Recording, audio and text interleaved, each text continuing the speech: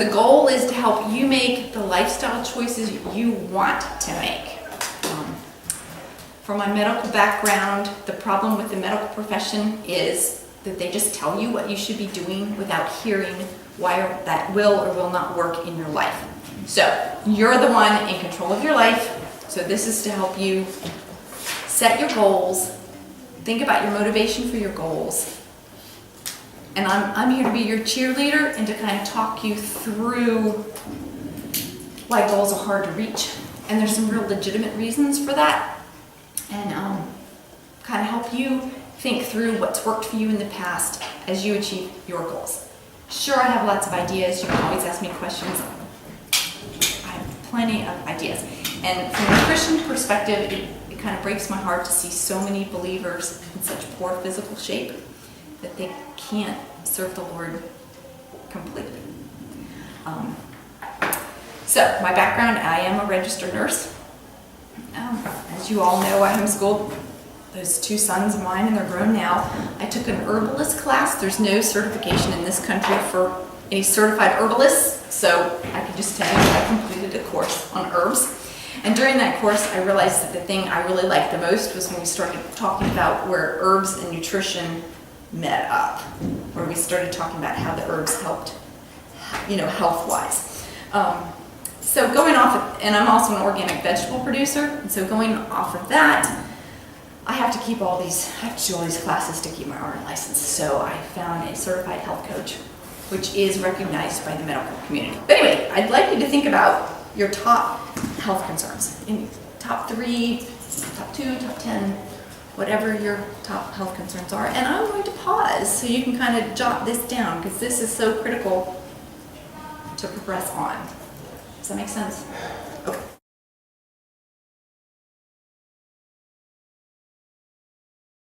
They're now saying that Alzheimer's is a manifestation of cardiovascular disease, and that those people with the risk factors for cardiovascular disease are actually calling it the 4th manifestation of cardiovascular disease. So that's good news and bad news. The good news is these are preventable things. So yeah, so those are all great. So the slides I had that I'll have to update and get to you.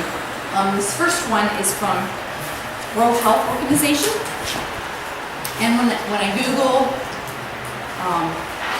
diet and chronic diseases, that's what I Googled to get these things. And what I was looking for was specific scientific research. I know what the alternative health community says. But there's that part of me that likes to see the science behind it, but I don't limit my science behind it to this country particularly. I will limit it to universities following scientific procedure all over the world. That being said, everything I found actually comes from World Health, CDC, NIH, US government agencies, and here's what they're saying. So in 2002, World Health Organization did a consultation on diet, nutrition, and prevention of chronic diseases. And they met in Geneva to examine the science base of the relationship between diet and physical activity patterns and the major nutrition-related chronic diseases. Their key findings included obesity, cardiovascular disease, diabetes, cancer, osteoporosis, bone fractures, dental disease, and they concluded that the crucial role of physical activity was also necessary. That's World Health Organization.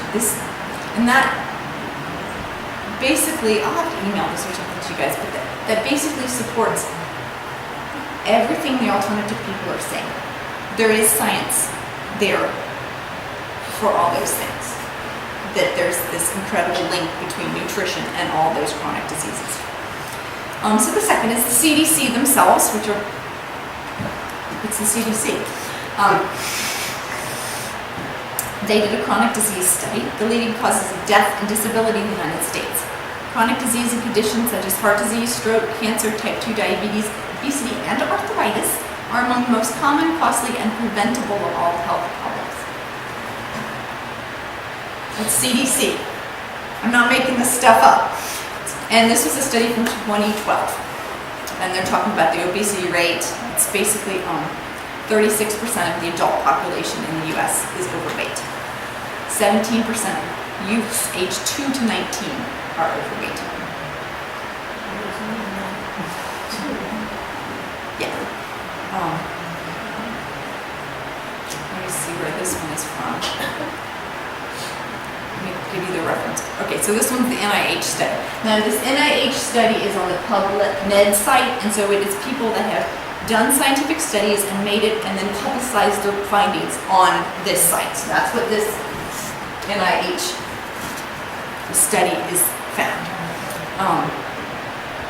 And they studied health risk behaviors that cause chronic diseases. Health risk behaviors are unhealthy behaviors you can change. 4 of these health risks: lack of exercise and physical activity, poor nutrition, tobacco use, and drinking too much alcohol cause much of the illness, suffering, and early death related to chronic diseases and conditions.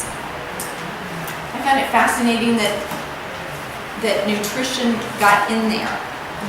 Alcohol, tobacco, nutrition, and exercise. Those were your 4 factors. This study goes on to talk about the costs involved. It's a $2.7 trillion annual healthcare expenditures for people with chronic or mental health conditions in this country.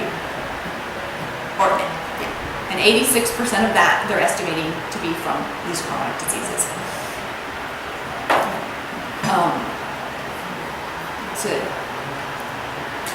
And so then nutrition facts is, I forget the man's name, doctor. He has a book called How Not to Die. It's a fascinating book. And, so this is his website, and he has videos on, this website is basically little YouTube videos talking about any disease condition, and he'll just do those little videos if you're not a reader. These books I recommend are probably, they may be heavier than some of you like. I'll just say that because I am interested in the proof behind, and I can recommend other books that are a little lighter than that. And so then in the 2015 health.gov dietary guidelines, they did a study on nutrition and health being closely related. And this was, again, health.gov. And they went on to say that for more than 25 years, more than half of the adult population has been overweight or obese.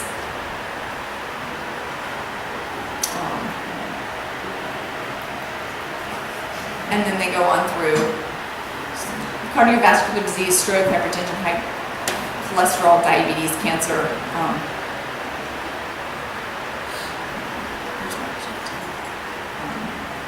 Bone health they talk about.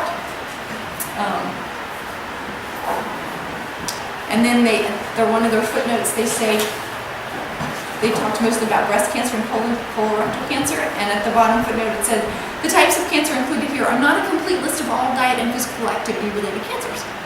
I thought, you go, health.gov. Okay, so this is just the science behind. This is to give you a taste of the science that's really there, that's really behind all of this. Supposedly Hippocrates said, let food be your medicine and let medicine be your food. I don't prove he said that or not, I have no idea. But anyway. It's a very Asian concept. Yeah. So that's what we're after for you guys. We're after you feeling good again. We're after you having energy, you feeling good, you being the most that the Lord created you to be. And that's fine. I mean, that's, nobody's going to sit here and say you can't do this, you can't do that. And that's the kind of the beauty of where I'm ultimately heading. I call it the non-denominational diet. Because you're going to head to where you need to be for you. Does that make sense? You know, it's not going to be this, you can't do this, you can't do this, you can't do this. You know, we're going to put you back in the driver's seat.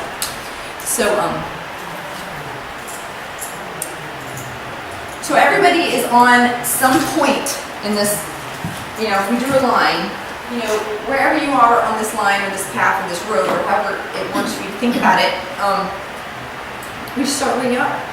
You know, you're just going to progress. You know, is there a pot of gold at the end? Hopefully you feel better enough that that's your reward. You feel better and then you get self-motivating at that point. Does that make sense?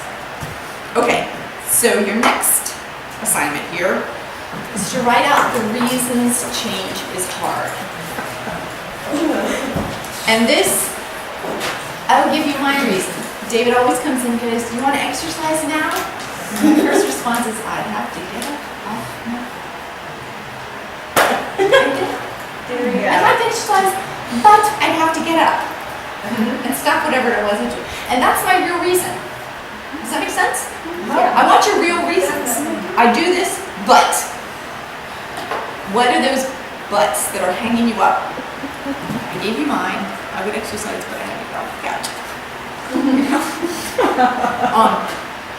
So it's that what comes after the but that's holding you back, and that's a legitimate reason.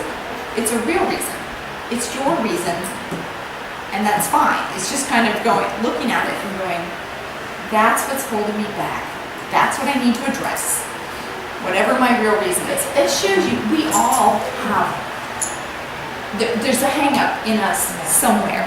And as soon as you can verbalize it and get it out there, then you can see, okay, that's what I'm afraid of. I'm afraid of that pain. I'm afraid of that. I'm tired. You know, these are the issues I face. And then you can say to yourself, okay, I am an adult now. How have I coped with difficult things in the past? How have I gotten through other things? And that's when you can start. I don't know if okay. I don't know. I think I left that. I think I kind of left that out. But in the back of your head, so that's going to be your homework. Identify how you've done difficult things in the past. Some people, Like accomplished them? yeah, how have you made yourself do something difficult in the past? Because that'll kind of give you a clue.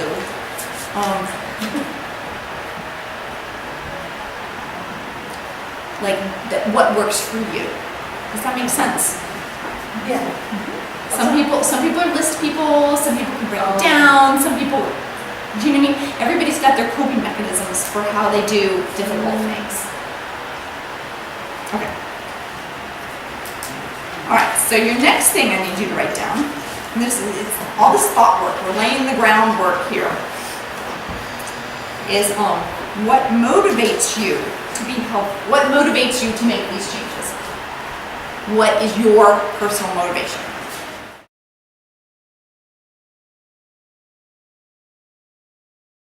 So then, I'd like you to think through one change you can make this week. And it depends on where you are in your continuum, where you are on that road, where you are on the path, as to what you'd like to do and what you think you can get done this week. It's just this week, that's all we're looking at. Have to be just one thing. Nope. You can do whatever you want. And I would say, all you're going to be able to do is do what you can do for you and make small changes for them, because taste buds can be changed. It's a long process. You know, you're just starting where you're starting from. Right. There's no right or wrong. That's where you are. You're just starting where you're starting from.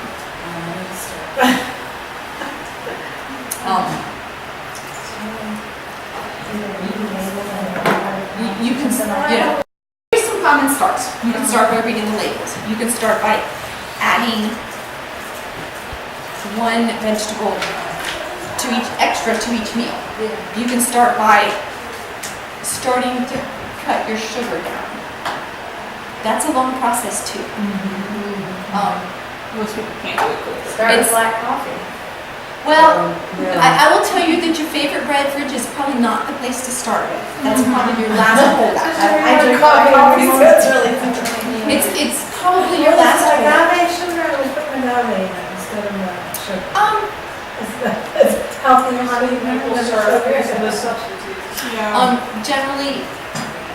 Generally the healthier ones, I don't know about agave, I'd have to research that one, but generally your healthier ones are stevia, maple syrup, and honey. Those are generally your healthiest, or sorghum molasses. So generally have some nutrient value to them. Your favorite beverage is the hardest place to start. I would start other places, like David and I still. There's got to be some sweetener in that stuff. I mean, I'm a tea person, and I take honey or maple syrup now, and he's down to one coffee, but that's the hardest place. I mean, that's your comfort food. There's all these emotions associated with your favorite beverage, and you have to tackle all of that. Your taste buds change. Your taste buds really change, and yeah, basically we've been weaning ourselves down probably for a year and a half. And we're now to the point where everything other people do is too sweet, like sickening sweet. So that I wouldn't start with your favorite beverage. I'd say all that to say I wouldn't start with your favorite beverage. You can so some people start with like I said, adding vegetables. Some people start with decreasing the carbs. Some people start with reading the labels. Some people start with looking at processed foods and trying to kind of can the processed food thing. And I will just say that if you read the labels on nearly everything you buy in the store, if it's got a barcode, it's probably got some sugar in it. And then I want you to think of your week that you're facing ahead of you. The week ahead of you.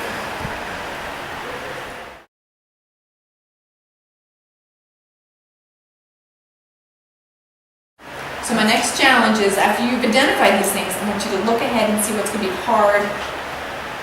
Look down the coming week and see where the sand traps are. It's really hard to de-link the emotions we have with food to food. So my son Mark got a book called something about a geek cookbook. And they analyzed in the 6 different types of cooks.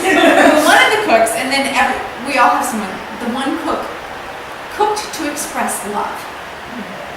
So in their mind, all that cooking was an expression of love. And you all have one in your family if you aren't that one. You know, oh honey, it's okay for that little toddler to have ice cream for lunch. They're just little ones. It's the grandma sneaking that piece of cake to the little baby when the mother hasn't given the child the cake yet. Oh my, this is going to end poorly. You know, but they've linked it in their minds to expressing love. And if that's you, you're going to have just one more link to unlink. Do you know what I mean? It's like in the housing crisis, really, what's a house for? A house is to put a roof over your head and keep the rain out. It's really not to have a McMansion to show up. Do you know what I mean? The car is really to get you around. You know, you have to de-link those things we have in our head to what they really are. Food is to feed your body and keep you healthy and strong. Just like you heard on the TV when you were kids. That's what food's about. It's not to express love. It's not to make you feel better when you've had a bad day. You know, those are hard. Really hard to get over those issues.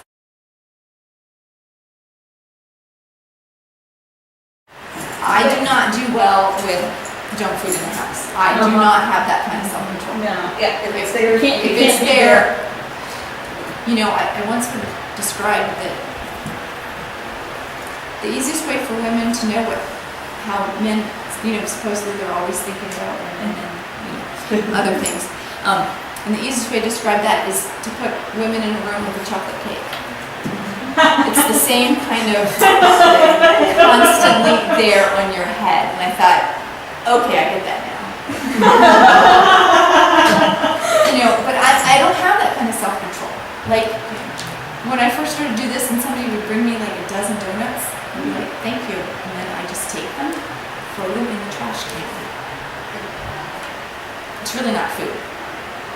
It's really not food. And But your that's- taste buds do change, and your family's taste buds do change.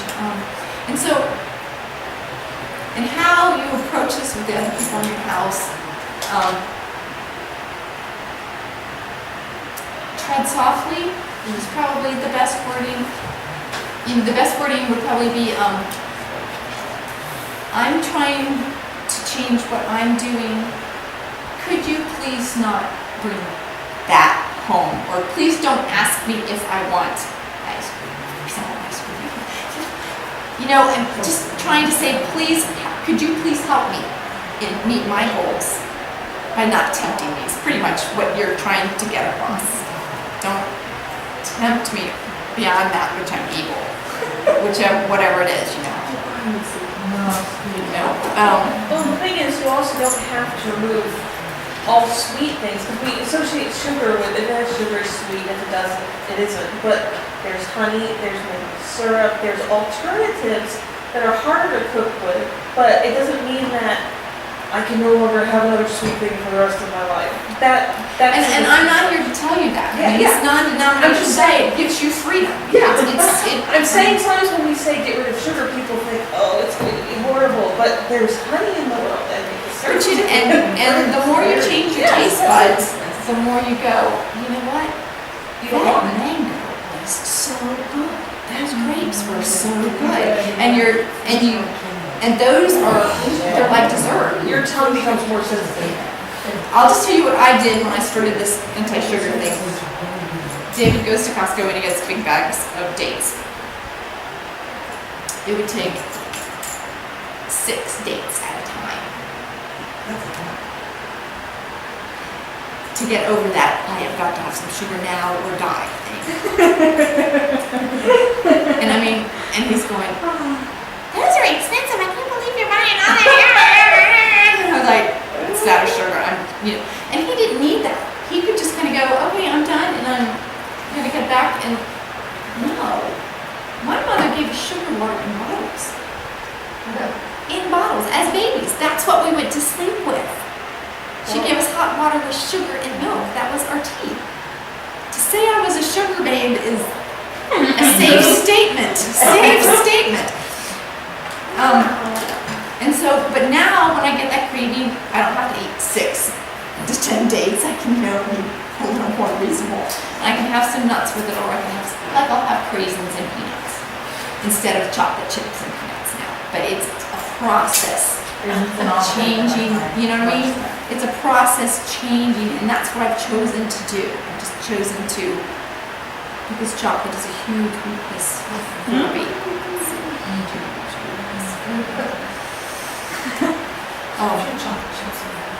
Right, and then you can start by decreasing it. You can start with wherever you are, and it doesn't have to be sugar. It can be.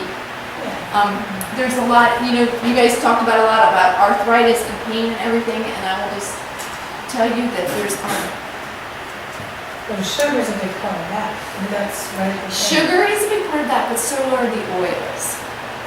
Oils are a huge part of arthritis.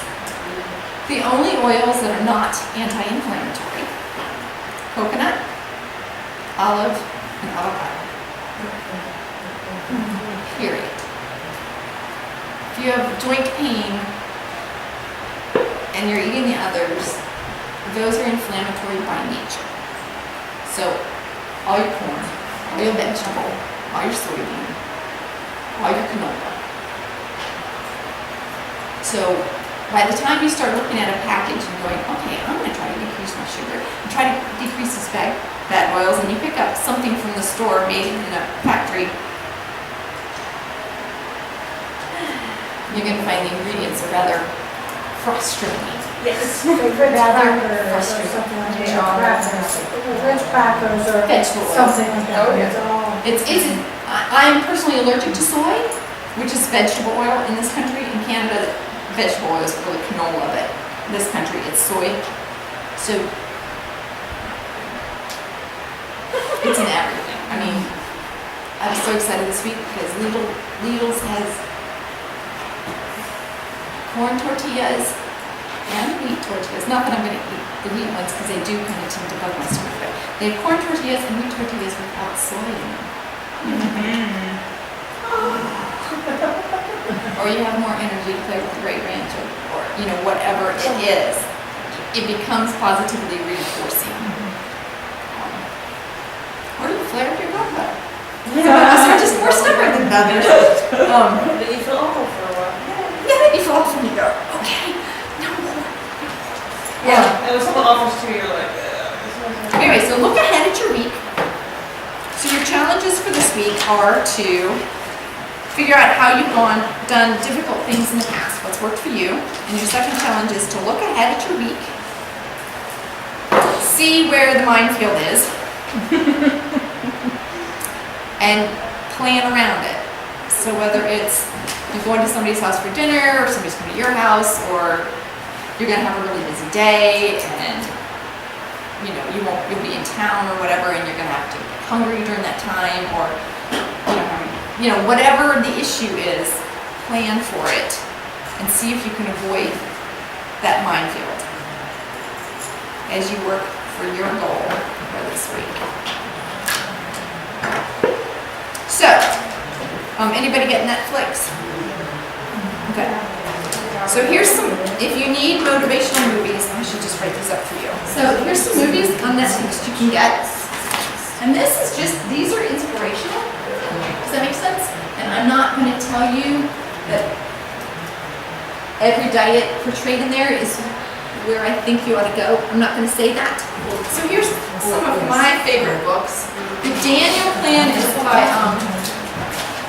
Rick Warren. Megachurch Rick Warren. And a really cute saying out of his, he ends up recommending a plant-based diet. And the cute saying that comes out of his is, if it was made in a plant, avoid it. If it grew on a plant, eat it. So that was kind of a cute little touchy.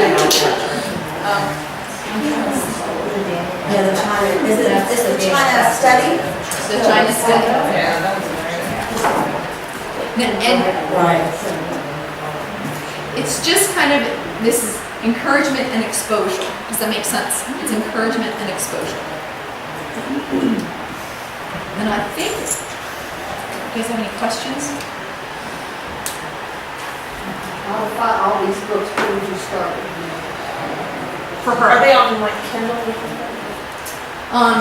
Okay, so How Not to Die is like this thick, and he goes through every disease process and every diet, and basically that is a huge summation of all the research done for disease and what diet does to it. I love it. Always Hungry is a pediatrician, an obesity pediatrician doctor, writing about the chemical, how what you eat changes the chemicals in you and causes these cravings. Fascinating case studies in that. David found and read this book and he loved it. Oh wait, I'm reading another one. What's it called? The Mediterranean Zone is by, he's done all the Zone books. He does a fascinating description of how adipose tissues, which is adipose fat, becomes a hormone in and of itself and causes all these things. The China study is a research scientist that studied China back in the 70s and basically spent his career talking about, he talks tons about turning on and off cancers and what you eat, turning on and off disease processes. He is a pure plant-based person. He grew up in Virginia on a dairy farm, and he's pure, and he's taken a lot of flack from a whole lot of people. Who's the author of that? Campbell, Colin Campbell. What is his name? And then I'm reading another one right now. I'm reading, it's called The Longevity Plan. And that one just came out. The longevity plan, Dr. somebody or other. This one was just published a month and a half ago. Again, the cardiologist going to a small town in China that had been isolated for decades, had no processed foods, no oils, and it's known for its number of people living over 100, and not just living to be over 100, but like working in the gardens. They make their families coffins at age 70, and this 110-year-old laughed and said her previous 3 coffins had disintegrated because she had outlived. It was their way of showing that we're going to take care of you because, you know, all the ancestor worship and all that stuff. I forget his name. I'm bad at names. Anyway, that's those. The nutritionfacts.org, this one, it's tons of videos. It's this guy, that's his website, and he got tired of touring around the country, so he just put everything online. And actually, you know, YouTube him and see if you like him, and then that would kind of steer you. Paw Pepper Library has I know they have this one. Don't know about this one. I don't know about those 3. But anyway. All right. Done. Thank you. Thank you. Thanks for coming. Encouraging. Well, that's what we're trying to do. Encourage you.